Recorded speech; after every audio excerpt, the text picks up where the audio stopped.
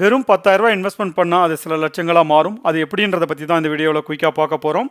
உதாரணத்துக்கு 2005 வந்து உங்கள் கையில் ஒரு ரூ. 10,000 இருந்துச்சு அப்படின்னு வச்சுக்கோங்க. அதை வந்து ஒரு 3 இடத்துல இன்வெஸ்ட்மெண்ட் பண்ணுறீங்க. ரிலையன்ஸ் இண்டஸ்ட்ரியினுடைய ஸ்டாக் ப்ரைஸ் வந்து அன்னைக்கு வந்து ரூ. 26 சம்திங் இருந்துச்சு. ஸோ அதில் வந்து உங்களால் 374 குவான்டிட்டிஸ் வாங்க முடியும். ஒருவேளை நீங்கள் 374 குவான்டிட்டிஸ் அன்றைக்கி வாங்கியிருந்தீங்க அப்படின்னு சொன்னாக்கா, இன்றைக்கி ரிலையன்ஸினுடைய ஸ்டாக் ப்ரைஸ் வந்து 1300க்கு மேலே போயிட்டுருக்கு.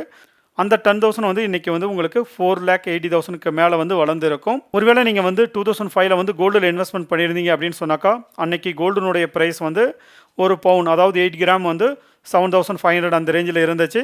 அரௌண்டு 10 கிராம் வரைக்கும் உங்களால் வாங்கியிருக்க முடியும். 10 கிராம் வந்து இன்றைக்கி வேல்யூ பார்த்தீங்கன்னாக்கா அரௌண்டு 1.5 லேக்ஸ் வரைக்கும் அது வந்து இன்க்ரீஸ் ஆகிருக்கலாம்.